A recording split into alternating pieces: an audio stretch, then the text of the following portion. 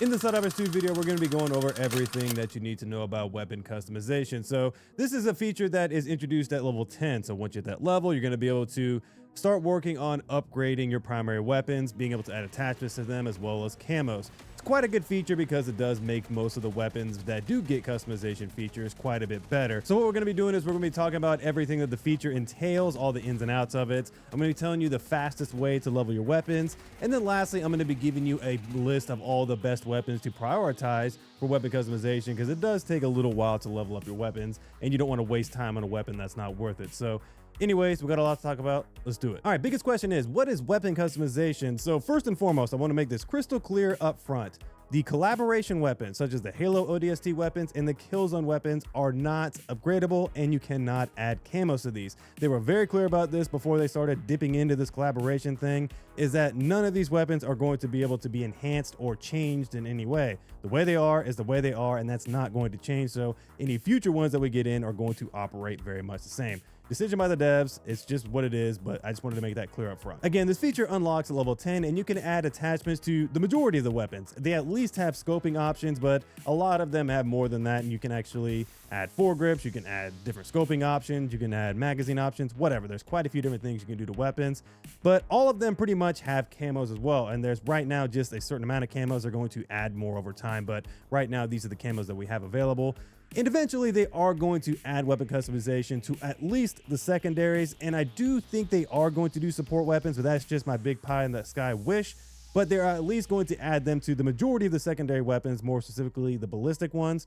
Outside of that, I don't know what they're going to do, but right now we only have primary weapons available for weapon customization. So all of these attachments will enhance or decrease some of the stats on your weapons depending on what you choose. So they're going to affect things like recoil control, ergonomics, and magazine size. So focus on the recoil patterns first. So you have attachments like the muzzle and the grips. So basically you can add something like a muzzle to the reprimand, because the reprimand has a very high recoil out of the box. So you can add a grip to it, adding the vertical foregrip, and also add a muzzle to it, like the flash hider, and you will instantly make the recoil pattern significantly better, making the shots more accurate, and you will deal more damage because the weapon is a lot more accurate and easier to use. You also have things like the magazine options, like the extended magazines, short magazines, and drum magazines, which will change the magazine capacity and also some of the general stats like ergonomics as well of the weapon. Example being, if you're running the Liberator carbine, you can run the short magazine, which is going to make the gun reload faster, have faster ergonomics, but it does have a limited amount of rounds in the magazine.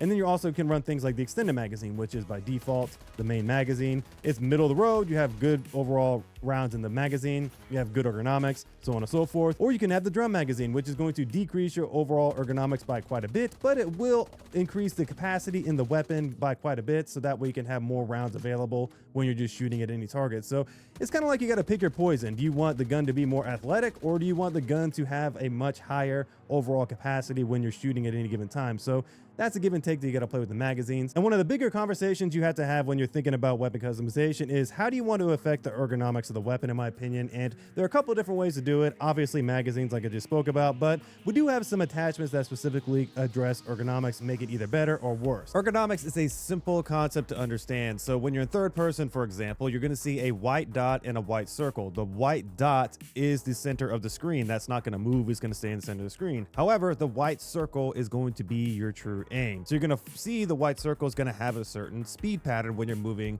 left to right, up, down, doesn't really matter. But the key thing is that that is going to move faster depending on the ergonomics of the weapon. So if it has a slow ergonomics, it's going to move slower. Fast ergonomics is going to move much quicker to get back to center of the screen. You can notice this difference between things like the Eruptor and the Dominator, which are much slower ergonomic weapons, to something like a submachine gun that's going to be very quick to get back to the center of the screen. So you can fix that again with things like the angled foregrip and the iron sights. We're going to take both of those attachments and put it on the Dominator. So the Dominator out of the box has 25 ergonomics, very low. The weapon feels very sluggish.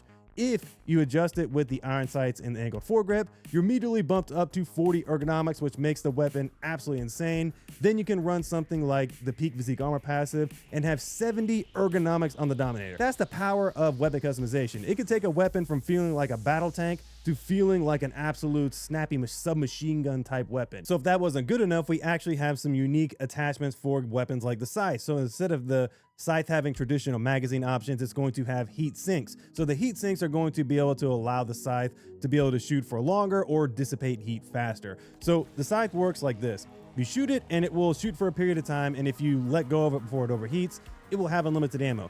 If you let it overheat, you'll have to reload it and change out the heat sink.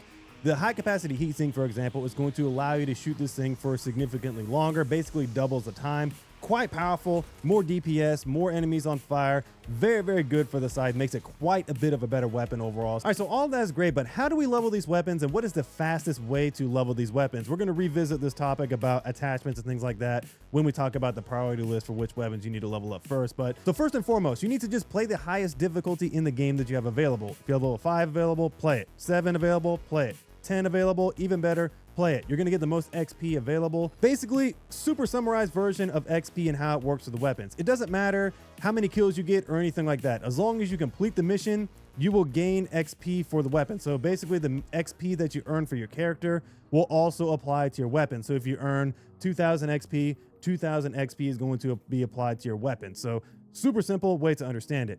Now, the entire weapon takes 48,000 XP to fully level up. This means that this is going to take quite a while for you to do, especially if you do it just playing the game organically, which again, you can do it that way, but I'll go over a little bit faster way. So the biggest chunk of this is going to be after you hit level 20. Once you hit level 20, it's going to take 5,400 XP per level, which if you do all level 10 dives, is going to take you about 2.5-ish regular missions to be able to level a weapon, because you get around 2,000-ish, 2,100, around 1,800 XP per mission. So it's going to take you multiple missions just to get one level once you hit level 20. Future Max here, interrupting this video for a moment. There's an amendment I have to make here, because I'm going to speak about eradicate missions being the best overall way to level your weapons for weapon customization.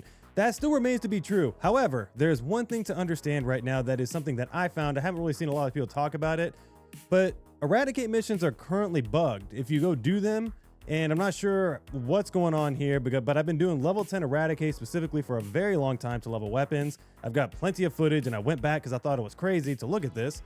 And you're supposed to be getting around 1,200 to 1,400 XP with the modifier on level 10 difficulty of 300%. But right now, at this particular moment of recording this video, literally you're getting 600 XP per eradicate, which is not what you're supposed to be getting. That's like somewhere around like level 5 difficulty or something XP, which is not right at all. So I haven't tested this thoroughly in terms of multiple difficulties to see if this is impacting multiple difficulties, but specifically at level 10, no matter if you're doing bug eradicates or bot eradicate missions at this moment, they are currently bugged, in my opinion, because they're not operating as intended. The reason why I say that is because if you do other missions, such as like a regular bot mission, for example, you can get upwards of 2,200 XP or whatever, which is pretty normal, as well as on Illuminate. Most of the missions like Raise the Flag, for example, you're going to get around 16 to 1,700 depending on how it goes. So again, I'm going to continue the rest of the video and speak about eradicates as if they're working as intended. I don't believe they're working as intended, but if for whatever reason they made some sort of change that I'm not aware of, I'll make a comment down below. But currently at this particular moment, you're not getting the correct XP gains from level 10 eradicate. So by far the fastest way to be able to level your weapons is going to be from these 3 following missions. The number one way, and probably the most boring ass way to do it, is from bot or automaton eradicate missions.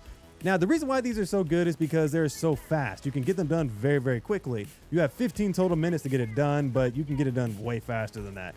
The goal of it is to be able to eradicate or kill as many enemies in a short amount of time as possible. And you get out and you will gain XP very quickly, whatever. It's a very nice mission, especially at the end of an operation. But basically for leveling weapons, you're just going to spam run these and you'll be able to level your weapons very quickly. So on the high end, as a full team, if you picked a bunch of randoms to play with or you've put together a group, you're probably going to complete these on the high end again in about 5 to 6 minutes.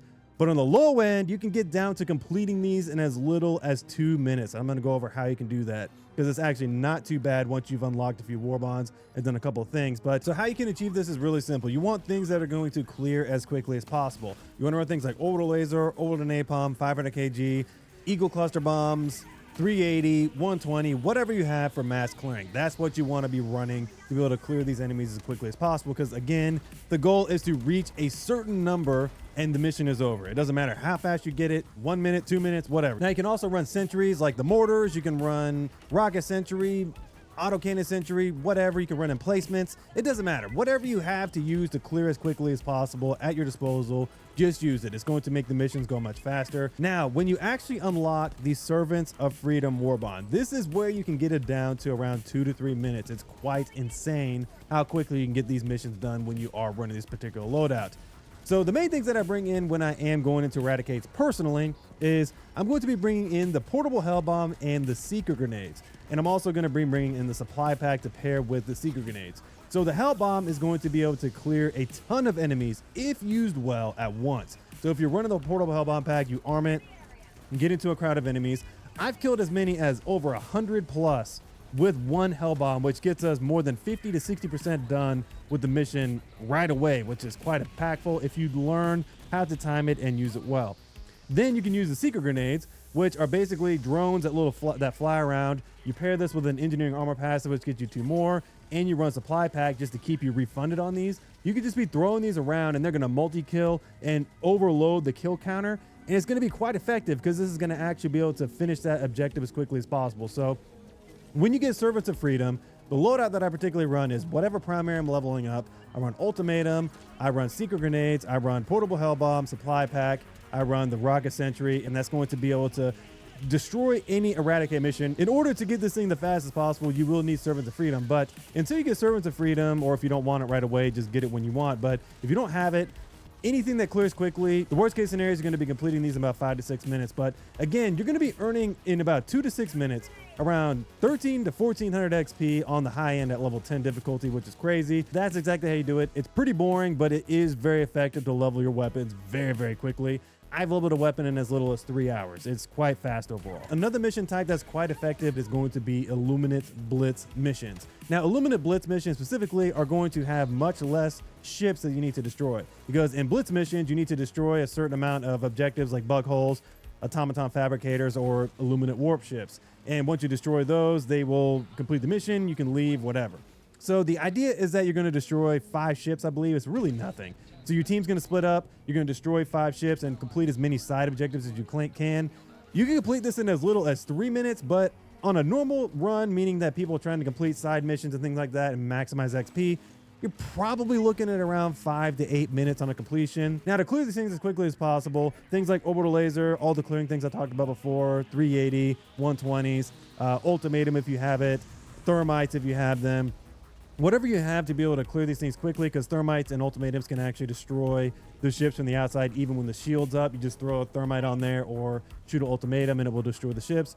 So whatever you can have to clear these ships as quickly as possible. And if your team splits up and you know exactly what you're doing, looking for side objectives, you can get quite a bit of XP for this. But again, it is a little bit more time consuming sometimes. It's not as quick as Eradicates, but it is slightly more interesting in my opinion. Another very fast mission type that you can do is in the bug or the terminated mega cities. These are called the Restore Air Quality, which is the fastest in my opinion. And you can also do the Cleanse Infested District, which both of those just require you to destroy some mutated versions of the spore clouds and things like that or whatever. They can be quite quick to do, especially if your team splits up and you destroy things. You don't have a lot of deaths and stuff like that, because the mega cities can be kind of tricky. In order to maximize that potential, you got to try and split up and destroy things as quickly as possible, complete side missions as quickly as possible. So that's some alternatives to doing just straight Eradicates the whole time. But in my opinion, still the fastest way to do it and the most consistently fast way to do it is bot Eradicates, which is quite boring, but it does get it done the fastest. So as promised, I'm going to give you a priority list for weapons that I feel like are worthy of you going out and leveling. So again, just as a reminder, not all weapons have attachments available. The Amendment, for example, only has scoping options. The Constitution only has camos. A lot of the shotguns or the pump action shotguns don't have much. Slugger only has scoping options. So that's one thing to keep in mind, is when you actually get the feature unlocked, go through and see which weapons have attachments available and which ones don't. Now, starting from the top with the Helldivers Mobilized Warbond, the Liberator Penetrator is a good one to level up just because it does change the weapon quite a bit.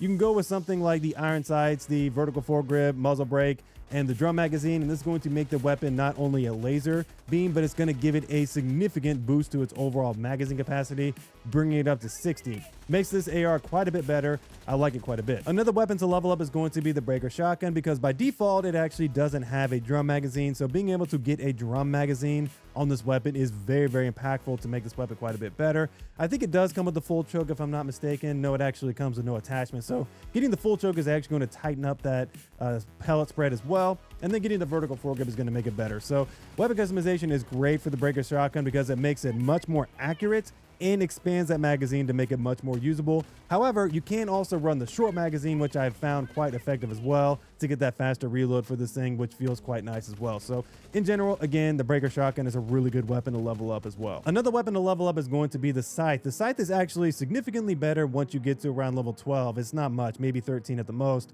but basically you're going to be getting the angled foregrip and the high capacity heatsink at this point, and both of these are going to make this weapon quite a bit better. Ergonomics, because of the angled foregrip, is going to now be 60, and then the high capacity heatsink is going to actually make this weapon shoot for significantly longer, as I mentioned before. So the DPS of this thing is quite strong when you add both these attachments on, which is very nice. I haven't leveled these two up personally. They're on my list to level up, but the diligences, meaning the diligence base, the light penetration one, and the diligence counter sniper, both have some really nice attachments to be able to get as well. I can see them being very good with weapon customization, so they're not like a high priority, but for example, like the base diligence can actually be even more accurate by adding things like the vertical foregrip. You can change out the scoping options to have some different scoping options on there. You can add some different muzzles on there, as well as the diligence counter sniper can have some of the same things. You can either take off this 10x scope if you don't want to run that big heavy scope anymore. You can make the ergonomics much better, which is nice. You can also run the angled foregrip, vertical foregrip, change the muzzles, whatever. I can imagine both of these being very good once you get weapon customization involved, so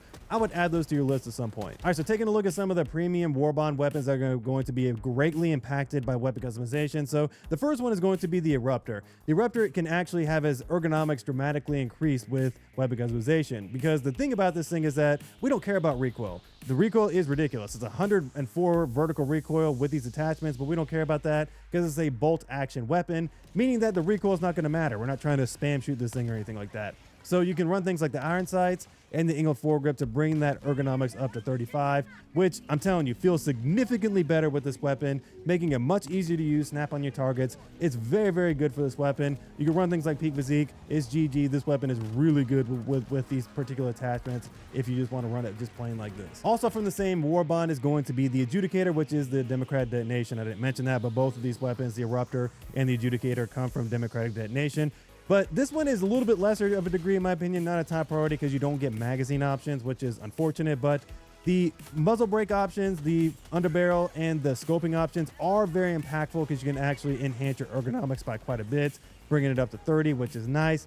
But the most important thing is that you can control that recoil way more, and the bullet spread is going to be way tighter. It's great for the bot front, things of that nature.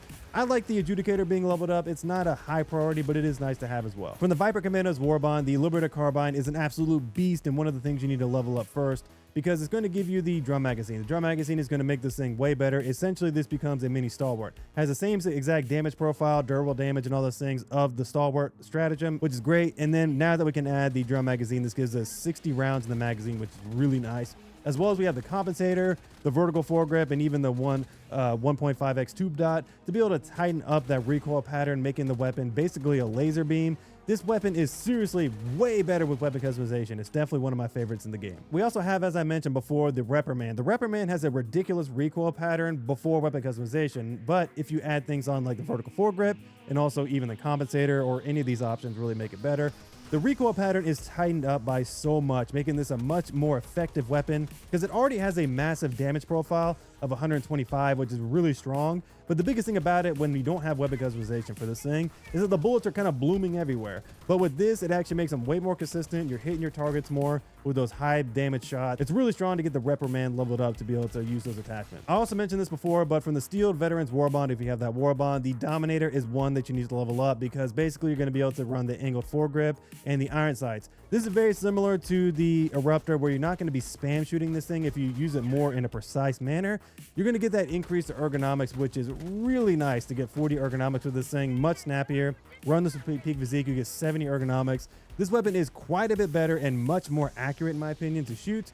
with the better ergonomics overall. So I quite like that as well, to be able to level up and have these attachments for it. Lastly, if you bought the Super Citizen edition of the game, you get the Knight SMG, which the Knight SMG by itself is very good because it is a bullet hose and does have good damage and high ergonomics.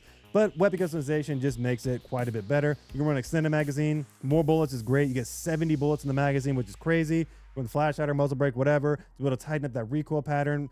Vertical foregrip as well will tighten up the recoil pattern. And you can also switch out to the 1.52 dot, which is one of my favorites. So overall, the Knight is a lot more fun with the extended magazine to be able to have more bullets to be able to spray down range.